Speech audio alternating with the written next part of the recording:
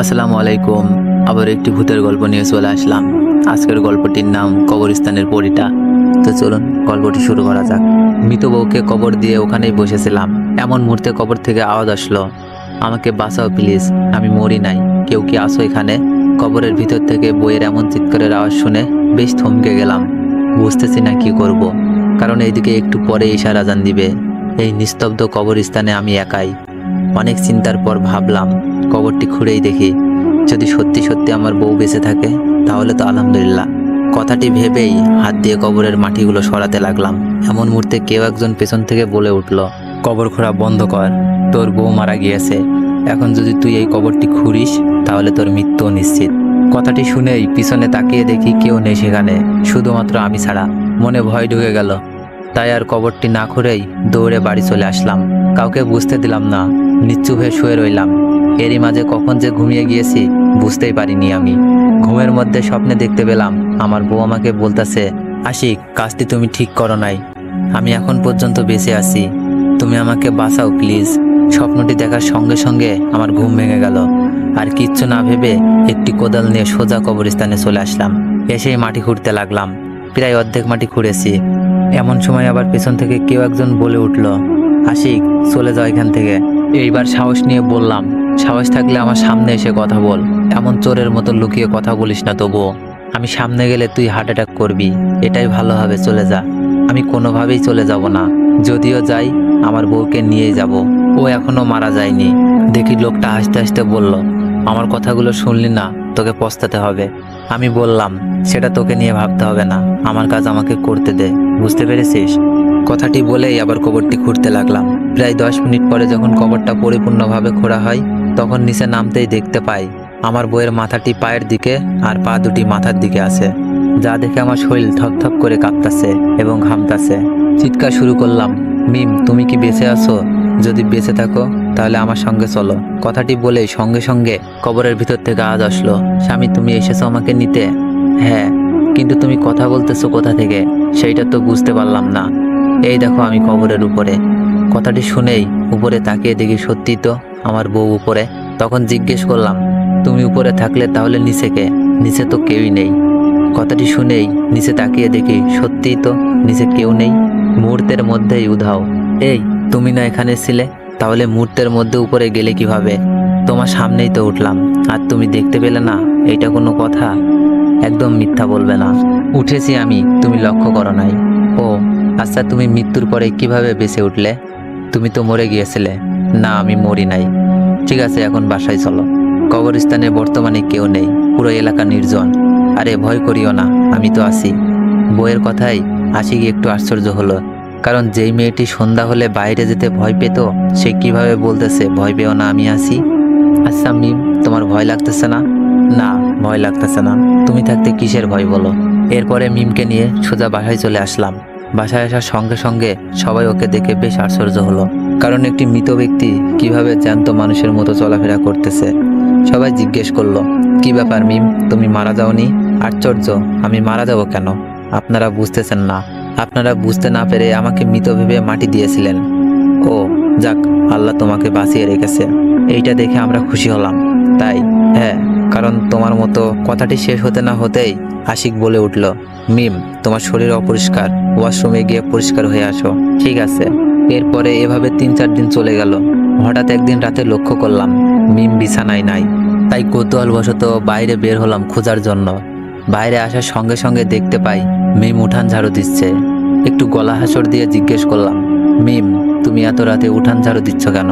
কাহিনী কি? হ্যাঁ, দেখো না স্বামী, জায়গাটা কত অপরিষ্কার। এমন স্থানে কেউ থাকে বলো?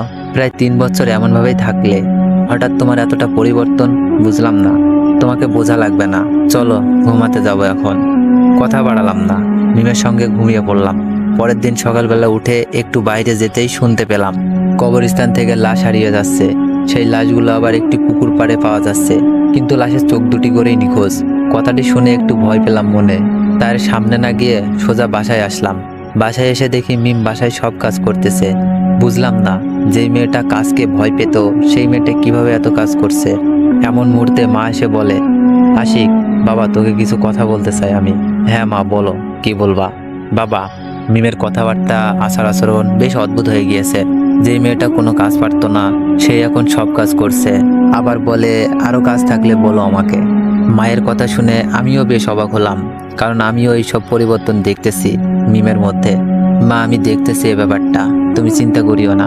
সারা দিনটি যাওয়ার পরে রাত্রে মিমকে বললাম, মিম তুমি কি সত্যি আমার বউ?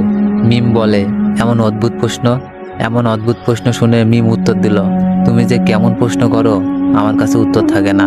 তাই এই তুমি এখন ঘুমাও তো, আমার ভীষণ ঘুম পাচ্ছে এখন। কথাটি শুনে ঘুমের ভান করে থাকলাম, আর মনে মনে ভাবলাম আমাকে জানতেই হবে মিমের আসল কাহিনীটা কি। কবর থেকে উঠে আসার পরেই কি এমন হলো। এইভাবে চিন্তা করতে করতে রাত 12টা বেজে গেল। এমনও মুহূর্তে দরজা খোলার শব্দ পেলাম, তাই সঙ্গে সঙ্গে উঠে পড়লাম। উঠেই দেখি মিমি একটি সাদা শাড়ি পরে কোথায় যেন যাচ্ছে। কৌতূহল হয়ে তার পিছু নিলাম, দেখি কোথায় যায়। এত রাতে এই সাদা শাড়ি পরে প্রায় 2-3 মিনিট পিছু নেওয়ার পরে দেখলাম মিম কবরস্থানের দিকে যাচ্ছে, যেটা দেখে আমার বুকটা একটু কম্পন দিয়ে উঠল। তবুও পিছু যেতে থাকলাম। অবশেষে যখন কবরস্থানের কাছে চলে আসলাম, তখনই দেখি মিম তার শরীর থেকে সেই সাদা শাড়িটি সম্পূর্ণ খুলে ফেলল। এইবার মিম চিৎকার করে বলতে লাগলো, অভ্র, খুব শীঘ্রই তুমি আবার পৃথিবীতে চলে আসবে, আর মাত্র কিছু চোখ লাগবে। মিমের এমন চিৎকারের আওয়াজ শেষ হওয়ার পরে সঙ্গে সঙ্গে একটি ছেলে কণ্ঠ ভেসে আসলো, কোহিলিকা, তোমার জীবনে আমি শীঘ্রই ফিরে আসব, তুমি চেষ্টা চালিয়ে যাও। এমন মুহূর্তে পেছন থেকে কেউ একজন এসে আমাকে বলে, তুই কবরস্থানে আবার এসেছিস?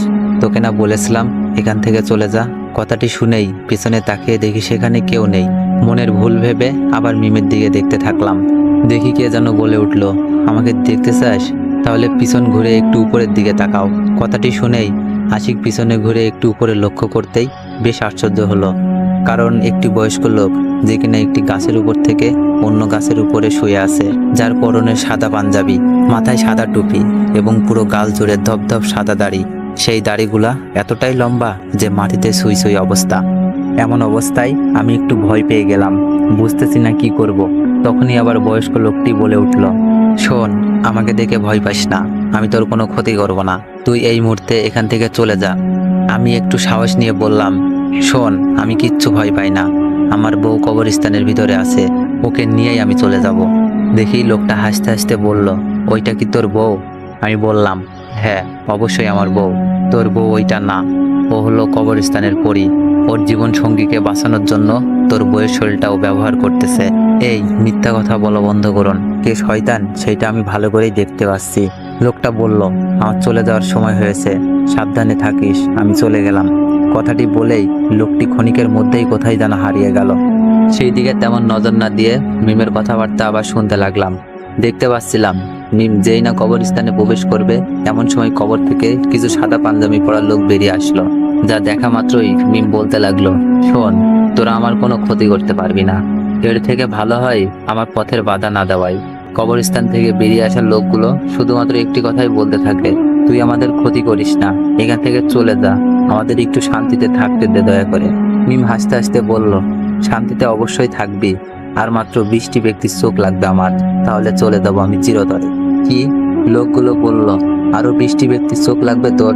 আমার তো এখন মনে হচ্ছে প্রতিদিনই যেই লোকগুলো মারা যাচ্ছে তার পিছনে তোর হাত নিশ্চয়ই আছে। বাহ, এত সহজেই বুঝতে পারলি তোরা? তোর মতো খারাপ একটি পরীর কাছে আমরা কি আশা করতে পারি? অনেক কথা বলেছিস, এখন আমার রাস্তা থেকে সরে দাঁড়া, প্লিজ একটু বোঝার চেষ্টা কর। তোরা কি সরে যাবি নাকি আমি আমার অরিজিনাল রূপে আসবো? মিমের কথাটি শোনা মাত্রই সঙ্গে সঙ্গে সবাই সরে গেল, যা দেখে বুঝতে পারলাম মিম একজন পাওয়ারফুল লোক। এরপরে আরো সুন্দরভাবে বিষয়টা বোঝার জন্য সামনে এগোতে লাগলাম। একটু সামনে আসতেই দেখতে পেলাম মিম একটি কবরের উপরে বসে পড়ল, আর মুহূর্তেই কবরের মাটিগুলো সরে গেল। এইটা দেখে আমার শরীরের লোমগুলো যেন দাঁড়িয়ে গেল, কেমন জানি ভয় কাজ করছিল। হঠাৎ আওয়াজ আসলো, প্লিজ আমার চোখ দুটি নিও না, আমাকে একটু শান্তিতে থাকতে দাও, বিনিময়ে তুমি যা বলবে তাই শুনবো। মিম আবারও হাসতে লাগলো, তোকে মেরে ফেলেছি শুধুমাত্র তোর এই 2টি চোখের কারণে, এখন বলতেছিস চোখ নিও না? ওদের কথায় যেন আমি কল্পনায় হারিয়ে গেলাম। আর মৃত ব্যক্তি কিভাবে কথা বলতেছে? তুমি চোখ নিয়ে কি করবা? তোদের এই চোখ নিয়ে আমি আমার ভালোবাসার মানুষকে ফিরিয়ে আনবো। লোকটি বলল, এটাও কি কখনো সম্ভব? অসম্ভবকেই আমি সম্ভব করে দেখিয়ে দিব, যেটা কেউ কখনো করতে পারিনি। কথাটি বলেই মিম তার হাত দুটি মৃত ব্যক্তির চোখের ভিতরে ঢুকিয়ে দেয়। মুহূর্তের মধ্যেই চোখ দুটি বাইরে বের করে আনলো। এইসব কিছু দেখে আমার কাছে স্বপ্ন মনে হচ্ছিল। চোখ দুটি তোলার সঙ্গে সঙ্গে সেই মৃত ব্যক্তিটি চিৎকার করে বলতেছে, আমাকে একটু শান্তিতে থাকতে দাও প্লিজ। কিন্তু কে শোনে কার কথা? মিম চোখ দুটি নেওয়া মাত্রই কবরস্থান থেকে বাইরে চলে আসলো। সেই চোখ দুটি আবার কবরস্থানের বাইরে যে পানি খাওয়ার নলকূপ ছিল সেখানে ফেলে দিল। এরপরে আবার কবরস্থানে এসে সেই মরদেহটি টেনে টেনে পুকুর পাড়ে নিয়ে যায় এবং মরদেহটি সেখানে রেখে মুহূর্তের মধ্যে গায়েব হয়ে যায় মিম।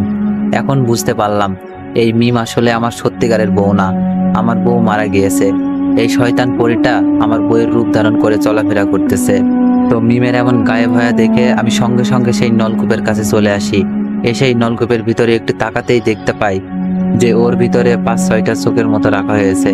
চোখগুলোর সঙ্গে চোখ রাখতেই কেমন জানি মনে হচ্ছিল ওরা আমাকে কিছু বলতে চাচ্ছে কিন্তু বলতে পারছে না। এখানে কিছু 18+ কথা যোগ করা হয়েছে, তার জন্য আমি দুঃখিত।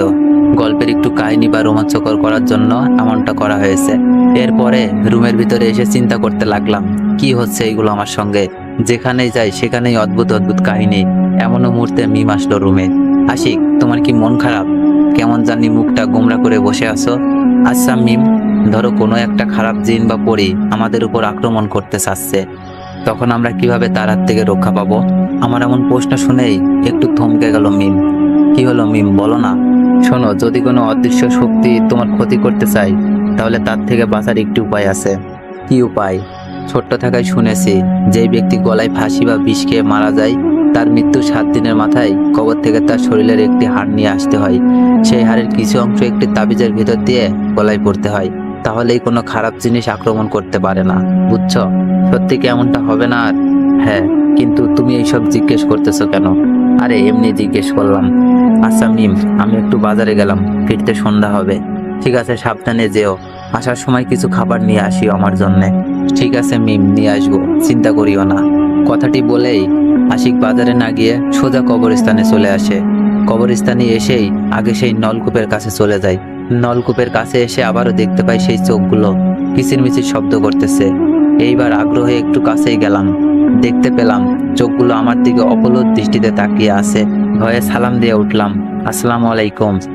আশ্চর্যভাবে সেই নলকূপ থেকে আওয়াজ আসলো, ওয়ালাইকুম আসসালাম। আরো ভয় পেলাম, তাই সরে আসতে লাগলাম।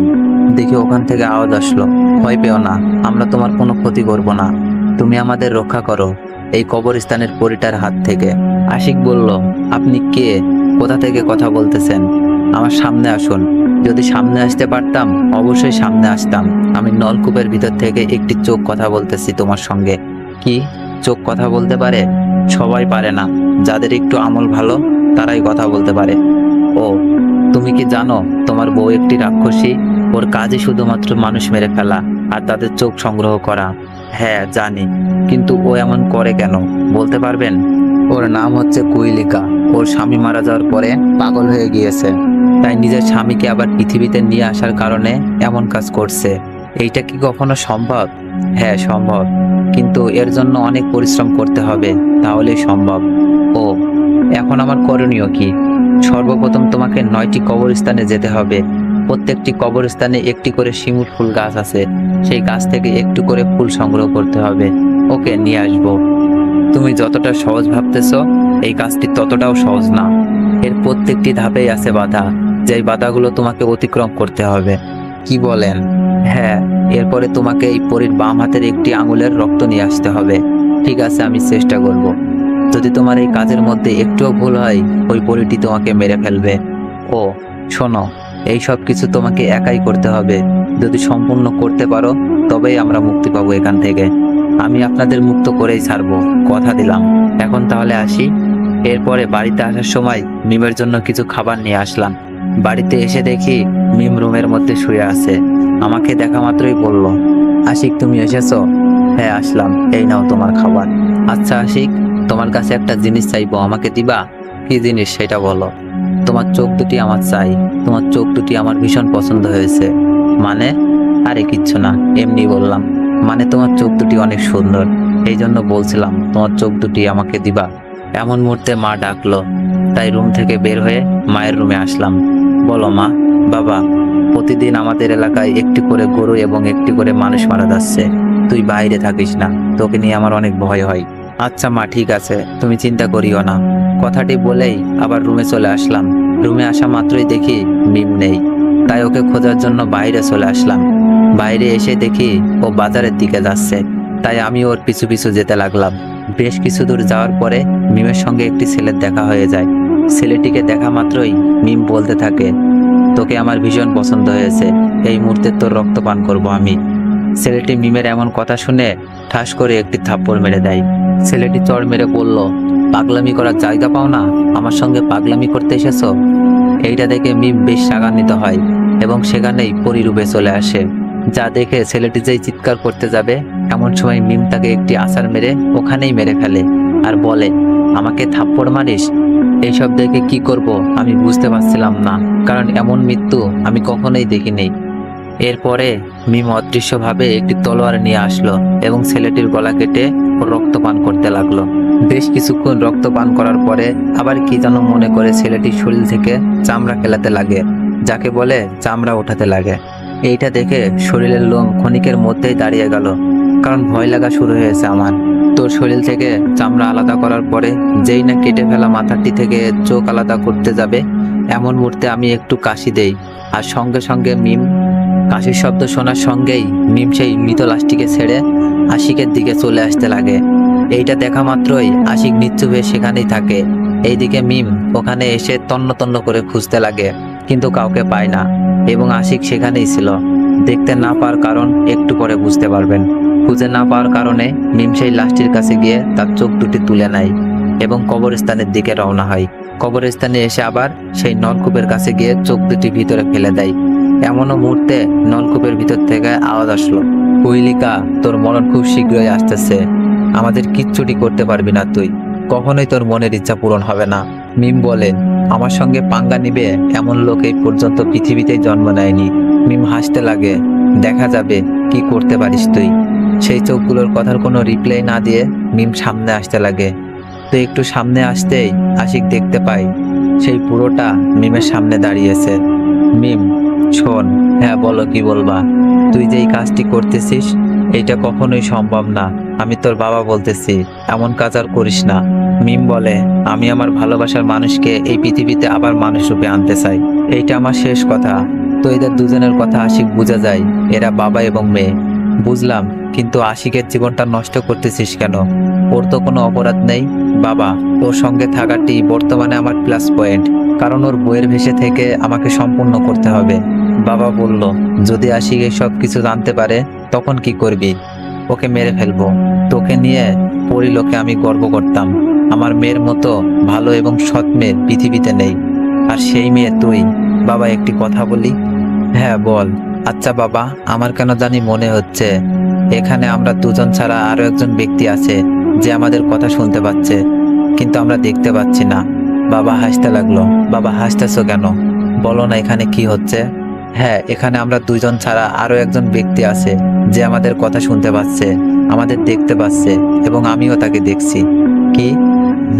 সেই লোকটি একদিন তোকে শেষ করে দিবে যদি তুই এই মৃত্যুর খেলা বন্ধ না করিস। বলো এখানে কে আছে? প্লিজ প্লিজ বাবা, প্লিজ। এইটা আমি বলতে পারবো না, তবে মাথায় রাখবি একজন তোকে সব সময় ফলো করতেছে, কিন্তু তুই তাকে ধরতে পারবি না, দেখতেও পারবি না। তোমার কথা বুঝতে পেলাম, তুমি তোমার মেয়ের বিপক্ষে চলে গিয়েছো, তো যেটা ইচ্ছা সেইটা তুই ভাবতে পারিস। বাবা, তুমি না বললেও আমি খুঁজে বের করব কে সেই মহান ব্যক্তি যে আমার পিছে লেগে আছে, বরং আমি দেখতে পাচ্ছি না। কথাটি বলেই মিম অদৃশ্য হয়ে গেল। আবার সঙ্গে সঙ্গে মিমের বাবা বলে উঠল, আশিক তুমি দাঁড়াও একটু ওখানেই বাবা। কথাটি শুনেই আশিক সেখানেই থমকে যায়, কারণ আশিক লুকিয়ে থাকার পরেও মিমের বাবা কিভাবে বুঝলো? শোনো, চিন্তার কিচ্ছু নেই, মিম এখান থেকে চলে গিয়েছে, এছাড়া ও তোমাকে দেখতে পারবে না। আশিক জিজ্ঞেস করলো, আচ্ছা মিম আমাকে কেন দেখতে পারলো না? কারণ নলকূপের ভিতরের চোখগুলো তোমাকে কিছু পাওয়ার দিয়েছে, খারাপ কিছু তোমাকে দেখতে পারে না কবরস্থানে বা কোনো খারাপ কাজ করার সময়। আশ্চর্য, আমাকে ওরা কখন এমন পাওয়ার দিল আমি তো নিজেই বুঝতে পারছি না। কাল তুমি যখন এদের সঙ্গে দেখা করতে যাচ্ছিলে, এমন মুহূর্তে কি ওই চোখগুলা তোমার দিকে তাকিয়েছিল? হ্যাঁ, তাহলে ওই সময় দিয়েছে যেটা তুমি বুঝতে পারো নাই। আচ্ছা, তুমি আমার দিকে তাকিয়ে কথা বলছো না কেন? কারণ আপনার ওই বড় বড় চোখ আর লম্বা দাড়ি, আবার আপনি এতটাই বড় যে আপনার দিকে তাকাতেই পাচ্ছি না ভয়ে। ভয়ের কোনো কারণ নেই, আমি তোমার কোনো ক্ষতি করব না, এইটা বিশ্বাস রাখতে পারো। বিশ্বাস করি, কিন্তু আপনাকে একটি কথা জিজ্ঞেস করতে চাই। বলো, কি জানতে চাও? মিম আপনার মেয়ে, কিন্তু আপনার মতো একজন বাবা থাকতে মিম এমন হলো কেন? আসলে বাবা, কি হয়েছে, মিম একটি ছেলেকে ভালোবাসতো, তার নাম ছিল অভ্র। বেশ ভালোই দিন যাচ্ছিল, হঠাৎ একদিন দমকা হাওয়া এসে অভ্র মারা যায়। তারপর থেকেই আমার মেয়েটি পাগলের মতো হয়ে যায়, কারোর কথা শোনে না, মুখে শুধুমাত্র একটি কথা, আমার অভ্রকে ফিরিয়ে দাও। আমি অভ্রকে অনেক ভালোবাসি, ওকে ছাড়া বাঁচবো না। এরপর এর মাথায় একটি ধান্দা, অভ্রকে সে ফিরিয়ে আনবে। এটা কি কখনো সম্ভব? হ্যাঁ, আমাদের দুনিয়াতে সম্ভব। এর জন্য কঠোর পরিশ্রম করতে হবে, তাহলেই হবে। তো গল্পটির পরবর্তী পার্ট খুব তাড়াতাড়ি আসবে। তো সবাই একটু ভিডিওটিতে বেশি বেশি কপি লিঙ্ক করে দিয়েন।